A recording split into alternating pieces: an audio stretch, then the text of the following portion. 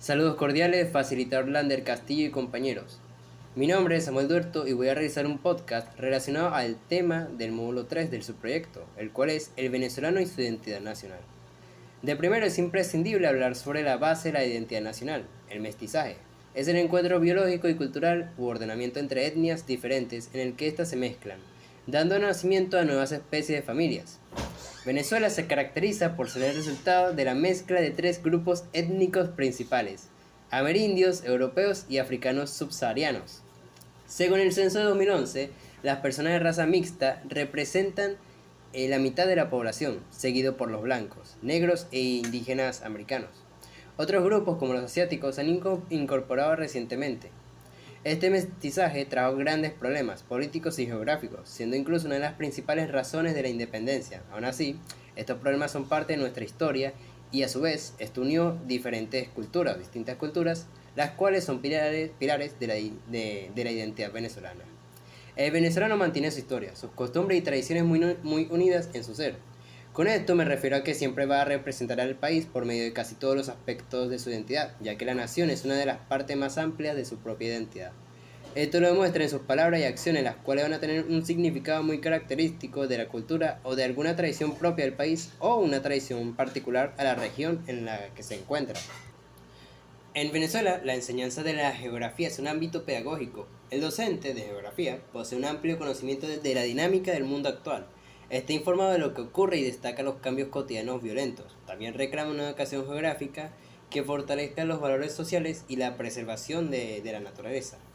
La enseñanza de la geografía y la historia venezolana consolidan una formación de identidad de los estudiantes, ya que se investiga y se descubren sus raíces, los orígenes de sus tierras, las razones de sus costumbres, y todo esto acerca al venezolano a indagar más en su historia, porque se va creando un sentido de pertenencia a su cultura. Pueden sentir que son parte de algo tan significativo como su nación, como las personas de su nación, los acontecimientos políticos y sociales, las tierras de su país, la gastronomía, la música y la danza, y todos estos símbolos naturales que la componen. Existen diferentes manifestaciones culturales en el país, estas pueden variar según la región. Podemos clasificar las manifestaciones culturales del país en tres partes: las nacionales, las regionales y las locales. Las manifestaciones nacionales son un medio de expresión del país, a través de la danza, música, arte, entre otros. Esto se debe al mestizaje cultural desde la colonia hasta nuestros días. Las manifestaciones regionales, por otro lado, son expresiones artísticas e intelectuales de cada estado. Estas manifestaciones son las que hacen que una nación sea rica culturalmente. Muchas surgieron de sucesos o historias propias de la región. Y por último, las manifestaciones locales refuerzan los valores que tiene un pueblo.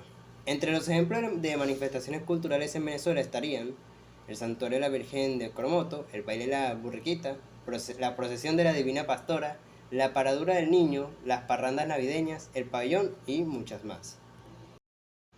Por último, voy a hablar de la identidad histórica y la soberanía nacional. La identidad histórica es todo lo que nos identifica, es decir, nuestra cultura, las costumbres, creencias, nuestros recursos, nuestra historia, nuestra población e incluso nuestro idioma. Y la soberanía nacional es un concepto que le da todo el poder a la nación. Con esto me refiero a los ciudadanos. Eso es todo, muchas gracias por su atención, hasta pronto.